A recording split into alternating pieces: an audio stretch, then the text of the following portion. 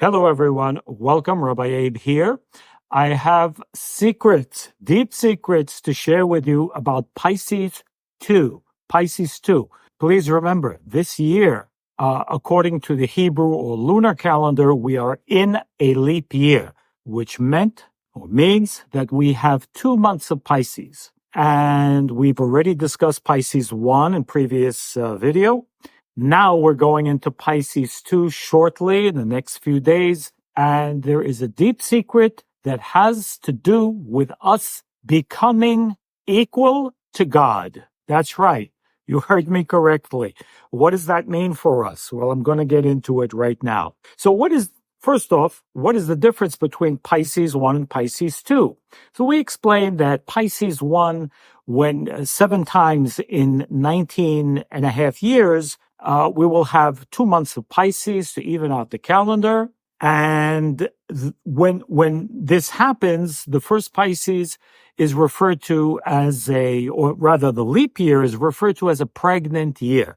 What does pregnant mean? Pregnant means it's the potential of the child. It hasn't been born yet. And then there's the birth. Okay. So the pregnancy is the first month of Pisces. The birth of the child, per se, is Pisces 2, is the second month of Pisces, meaning its manifestation. So whatever has been going on in a manifest way is manifest in the second month of Pisces. Now, there's a lot, okay? First off, we know that Pisces represents what we call in the Kabbalah the Malchut, meaning it is the manifestation, it is the vessel, it is the holder of all of the energy of the previous 11 months. Very significant. Very significant. We gave the code verse in the last Pisces video, Pisces 1, ulechaparat pesha, because this is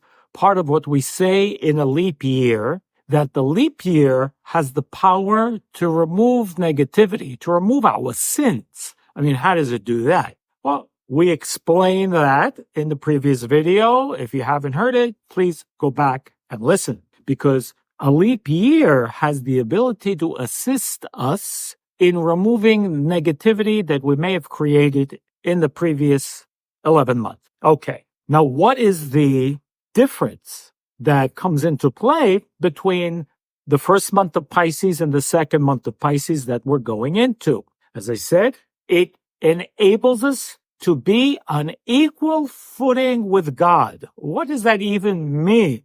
Okay. So there's a number of things that happen in the month of Pisces 2, generally in Pisces, but if it's a leap year, in Pisces 2.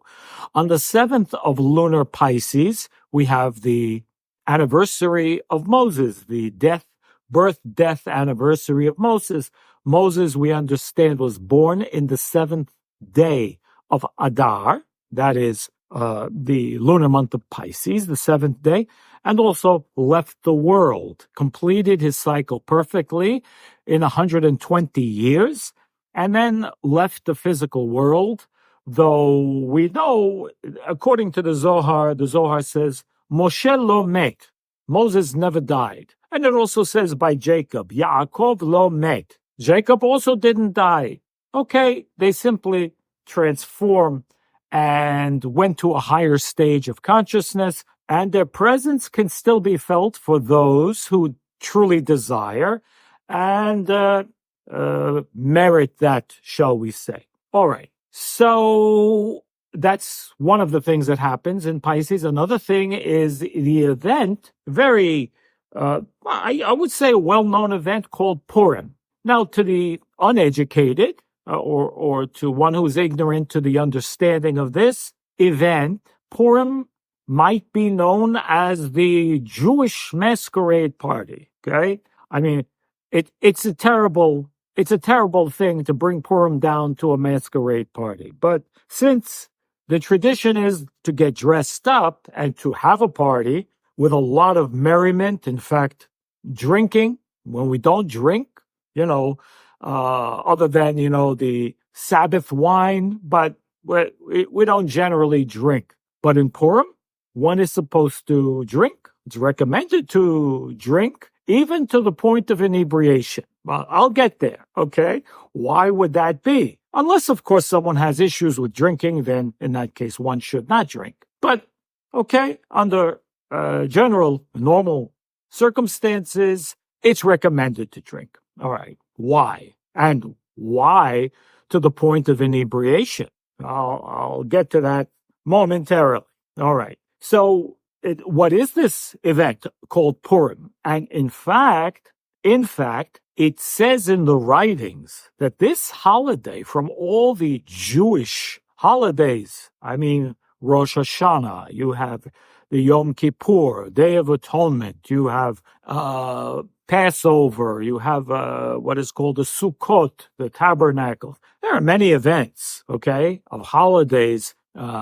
Jews seem to have a lot of holidays, a lot of events. So we understand they're cosmic events to make changes. But it says when this process of this world is complete, when we complete the tikkun, the correction of this world, when we've reached the stage of this idea of correction, the holidays and all the books meaning scripture, will disappear, with the exception of Purim, the holiday that happens in the month of Pisces, the masquerade party. And the book that will remain is the Scroll of Esther, which is what we read in that holiday of Purim. In fact, there's not a lot of difficulty to do in this holiday. On the Yom Kippur, we fast, praying all day, and all kinds of things.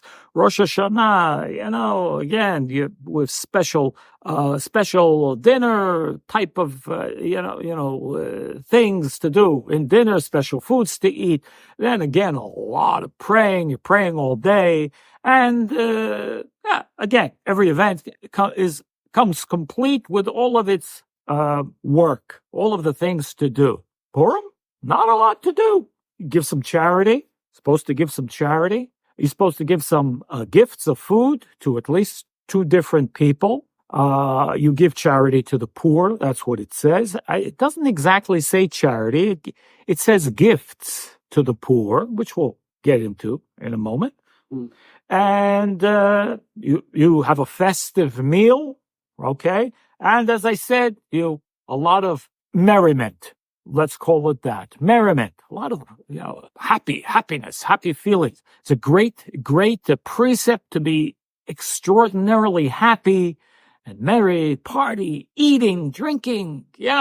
Wow. We should have this like every day. In fact, that's what's supposed to be. That's really what's supposed to be. What do you mean? We're going to get drunk every day?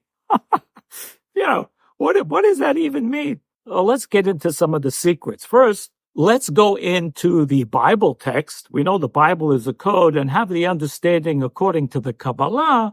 What is the Bible telling us over here in Exodus chapter 30? Exodus chapter 30, I'll just read the first few verses. And this is Moses commanding the Israelites to take a certain measure of money, that is half a shekel, in order to accomplish a census of the people. Let me read it, then we'll translate. It says, "Vaydaber Hashem el Moshe lemor."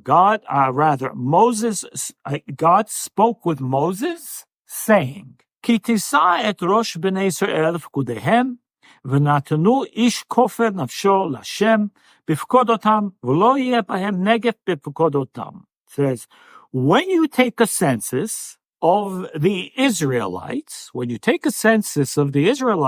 to determine their numbers, I suppose you need to count them in order to take a census, right? That's what a census is, right? Each one will be counted by giving an atonement offering for his life. What does that mean?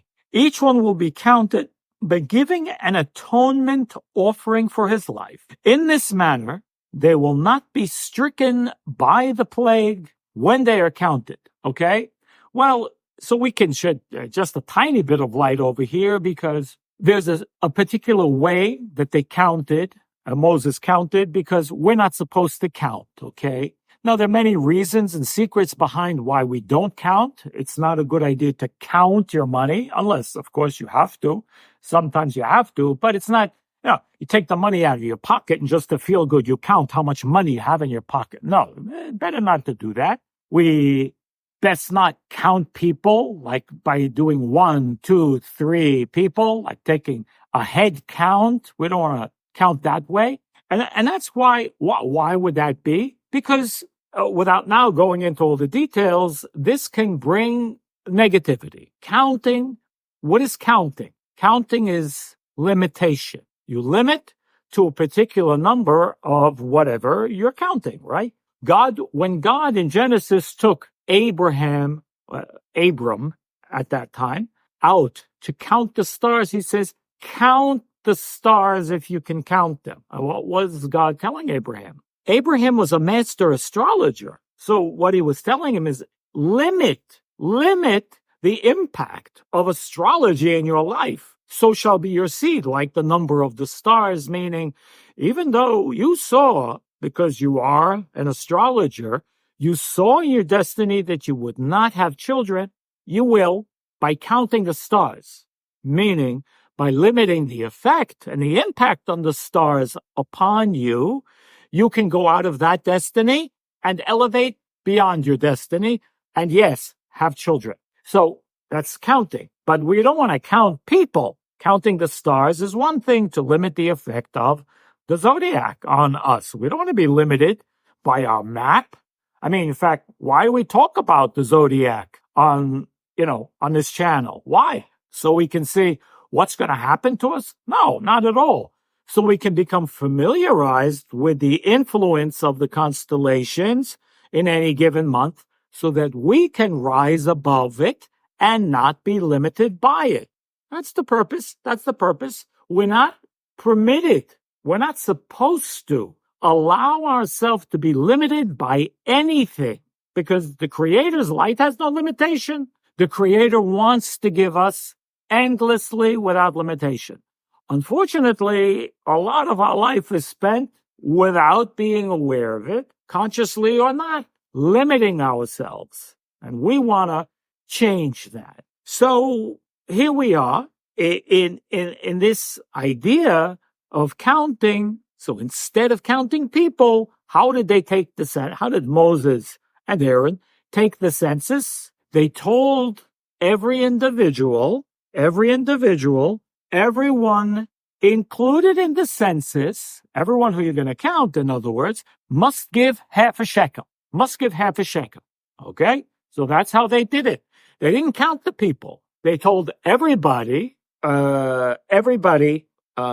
male over 20 years old who would be included in the census for whatever reason, and 20 years old and male is a code that I can't get into right now, but they would count the half a shekel. That's what they would do. And by counting half the shekel, they would know how many people. All right?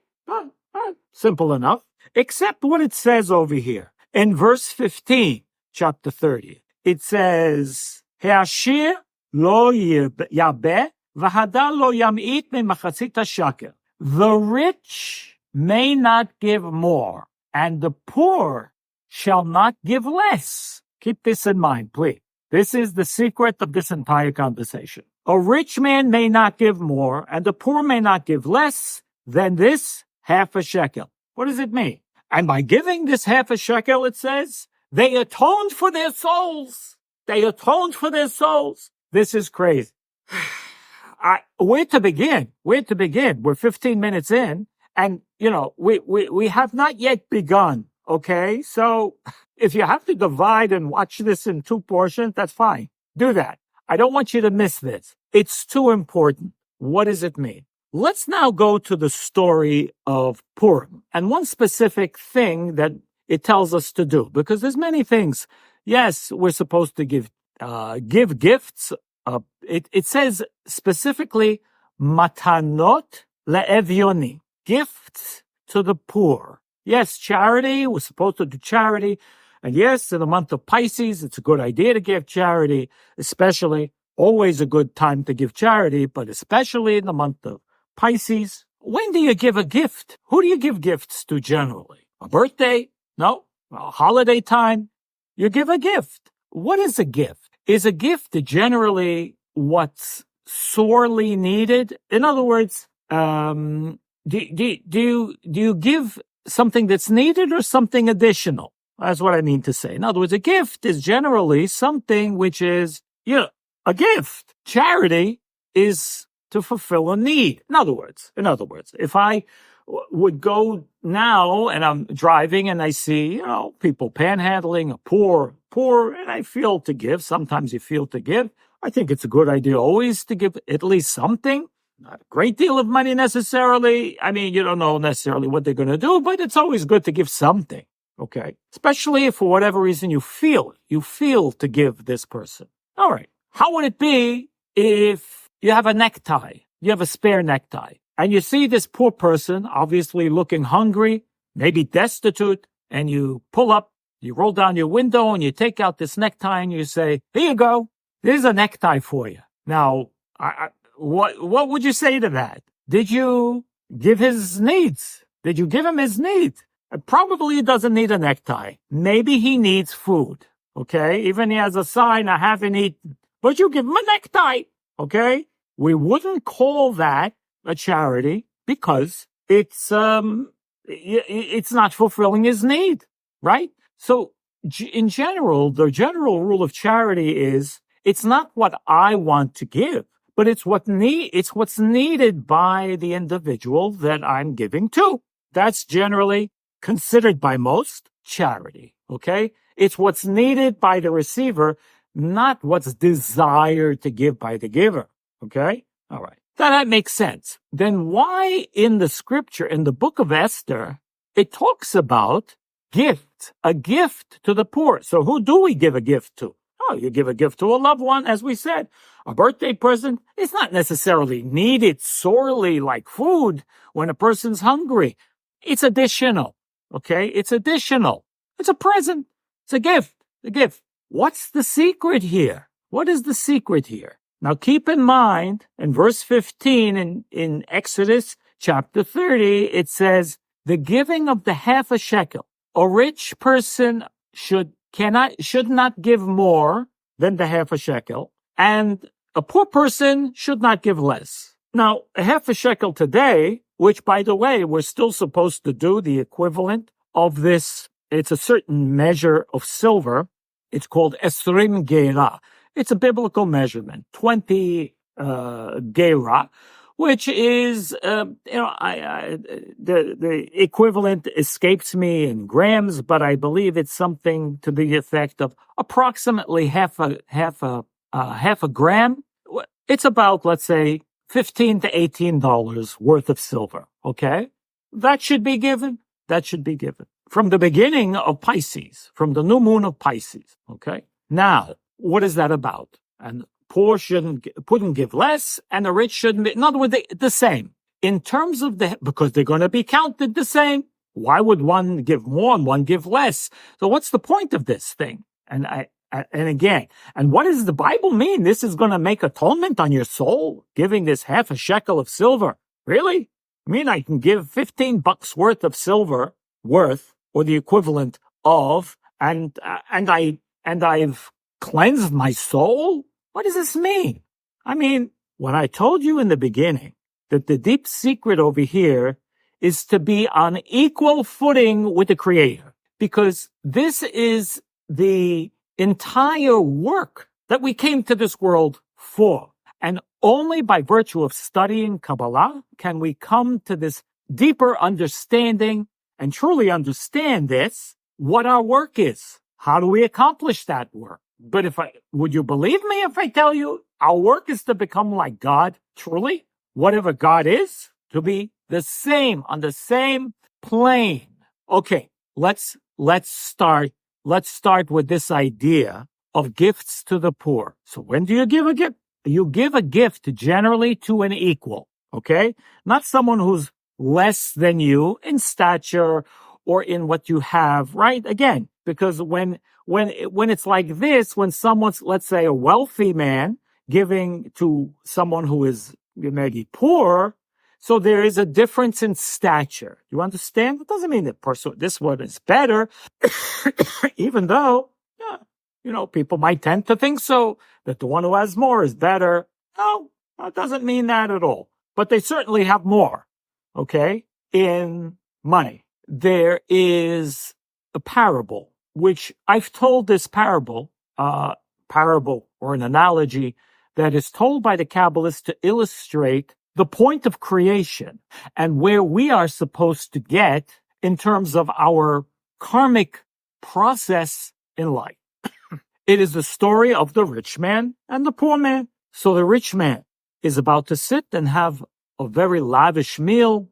He's outside. He has a table full of the finest foods, and he's all alone. And passing by is a poor man who hasn't eaten in 3 days. And so as the poor man is approaching, the rich man sees this and he's feeling very compassionate. And he says, oh, Mr. Poor Man, please, can I offer you to eat with me? I have plenty of food. So the poor man, he's a little proud and he doesn't really want to accept charity. There are people like that, right? There are people who don't like to be given things, maybe not most of us, maybe we'll be very happy to receive or not.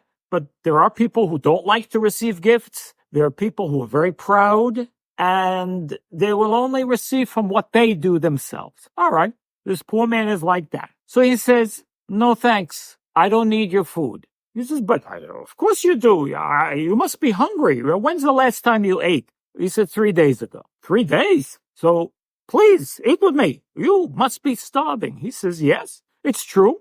I am starving, but I don't take charity. I don't need your food. He says, are you crazy?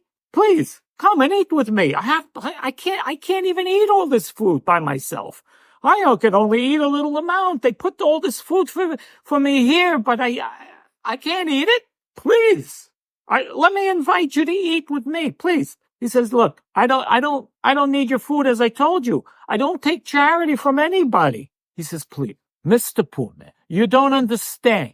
You would be doing me the greatest favor. It would be such a blessing for me to share my food with you. Will you please, I'm begging you, please come and eat. At which point, this poor man says to the rich man, well, if it means so much to you, okay, I will eat. So here's the question. If you really understand the depth of this story, you will understand that there's been a shift. There's been a shift of dynamic. The first question we should ask is, wait a minute. Who is the poor man or who is the rich man in this story? Then, what happened? Initially, the poor man, the hungry man, was a poor man. But it seems that the poor man has something to give the rich man. What does he have to give? He has to give him the blessing to enable him to share with him his food. Now, that's a very strange shift. Think about that. The rich man has become a poor man in need of the blessing to share, and the poor man has become the rich man with the ability to give the rich man an opportunity to share, which is why he's been given what he's been given. In this way, what has happened? The rich man and the poor man have come to a state of equality, a state of equal stature, both rich and poor, both giving and receiving simultaneously. They are considered equals. Now, what is this really about? Well, again, the Bible in its coded way saying the rich man should not give more and the poor man should not give less, which means what? They're the same. When in the scroll of Esther, which is, again, according to the writings, the only book and the only holiday event that will be left over after the global correction of humanity, is because it's dealing with the reality of the destination, the spiritual destination, which we are all destined to, which is what? Being at equality with the force of the Creator. How? Why? Because the Creator is the rich man in the story. We don't understand when it says in Talmud that more than the calf, which is us, the calf, wants to suckle from the mother, the Creator, the mother, the cow, wants to give it more. It's even, in pain to give. I want to give you. I want to give you. Like the rich man. Please learn how to receive. Stop getting in your own way, because your selfish desire, your desire of self, gets in the way. There are rules in the creation which you created. And if you don't understand that, go back to my game changer crash course on RabbiAbe.com. Go back over there and review that. Okay? Then you will understand, what do you mean? This is the process of creation. Why are we here? We are here to achieve an equality with the Creator. And therefore, in Purim, what does it say? A gift to the poor. You give a gift to the poor in Purim. Why? Because there's no poor man in Purim. Yes, but you don't treat him like a poor man. You treat him as he is an equal. In other words, even when we give the needs of someone, we shouldn't think we're better. We have to understand it is a privilege to be able to share, because the only way we can connect to the Creator's light is only by sharing. Now, the Creator wants to give us more than we want to receive, but we keep getting in the way because I'm a receiver. I want to be a receiver. And we don't need to want to be a receiver. We have to push away our receiving and receive only. Why? Because the Creator wants to give us like that rich man. And so we have to say, oh, all right, you want to give me? Okay, I'll receive what you want. What I receive, I need to receive from the Creator's force, because circumstances want me to have it. Story many, many years ago of a student that learned in the class, you need to resist receiving. He fought very hard to get a loan from the bank. His business was in trouble, so on. Okay. Yeah, the bank officer at that time had to pull a lot of strings because it wasn't really in the place to receive that loan anyway. He pulled some strings, and lo and behold, he got the loan. Well, he didn't get the loan. He got the call from the banker, right? He says, I pulled the strings and I got you the loan. But of course, our student learned in the class, no, wait a second. When the good is coming, you say, wait. I won't receive it only if I can share, only if I can extend it like the Creator. So he says, you know what? I'm not ready to receive the loan. The banker said, what? What? What are you talking about? You know how hard I worked to get you this loan? You know how many strings I had to pull to get you this loan? You better take it.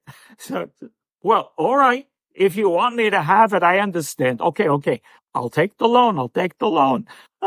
True story. What's the moral of this story? The moral is, this is the energy of Pisces too. It's achieving equality. How do we do this? By consciousness. And of course, the event of Purim is a focal point because it is a tikkun. Why the drinking? It says drinking beyond recognition. What does that mean? Okay. Does that mean we need to get totally inebriated? Well, that depends on where your head is at. How much in reality can you get? Because you know what happens when a person drinks? Well, number one, they lose their inhibitions, right? Even people you don't like so much because, right, what you think they did to you, they did this, they did that, I don't like them, I hate them. Yeah, what happens when you drink? A good-spirited drinker, even the people you don't like, you begin to love everybody, you begin to, again, it sort of equals things out. I love you, and I love you, and I love everybody. But you're drunk. Shouldn't we be this way without drinking? Yes, we should. And that's the goal.